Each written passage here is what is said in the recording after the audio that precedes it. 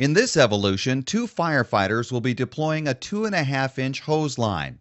This hose line may be used for many reasons, but the deployment shown here is the basis for most applications.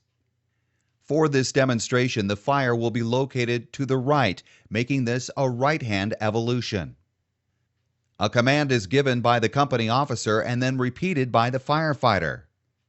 The command given here is for 150 feet of 2.5. 200 feet is pulled to allow for a cue or any working line that may be needed. Using the right hand, the firefighter grasps the nozzle and turns to the right, cradling the hose with the left hand. Before stepping off of the tailboard, a hazard check in all directions is performed. As the hose is extended straight back from the hose bed, nozzle is called out.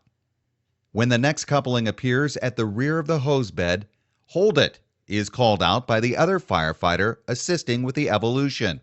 The first firefighter stops and places the nozzle down onto the hose. The second firefighter will now grab the hose behind the coupling and begin to pull more hose from the hose bed. For each coupling pulled, a line length will be called out, beginning with 50 feet, and the assisting firefighter will call out, hold it, for each coupling as it appears. The nozzleman will return to the engine and assist with deploying the hose.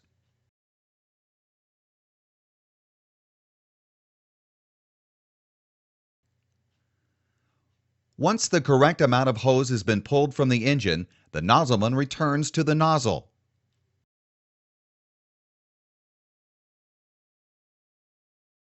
The assisting firefighter takes a position at the couplings behind the nozzleman. When both firefighters are in position and ready, the nozzleman gives the command to pick up the hose. As the nozzleman picks up the nozzle, he will turn so that the hose is between him and the objective. The other firefighter will carry as many couplings as possible, making sure the couplings will pay out in the correct order. Prior to moving out, both firefighters should make sure that the hose is between them and the objective.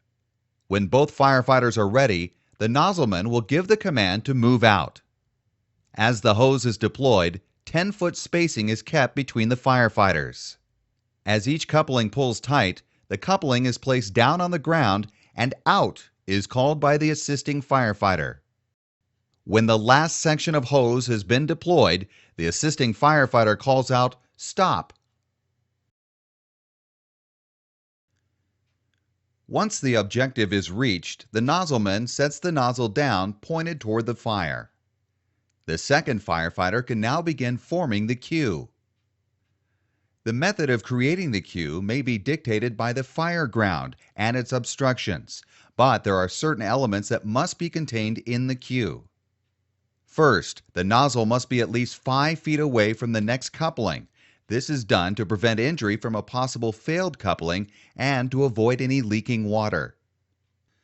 Secondly, the nozzle must pass under the hose and extend approximately 12 inches past the overlapped hose. Lastly, there must be at least 10 feet of straight hose behind the nozzle to anchor the hose. Once the cue is formed in the hose, the nozzleman will sit on the cross formed by the hose and secure the nozzle. With nozzle control maintained at all times, both firefighters call for water by raising both hands in the air. Water coming! Once the hose is charged, the nozzleman opens the bail, bleeding the air from the hose.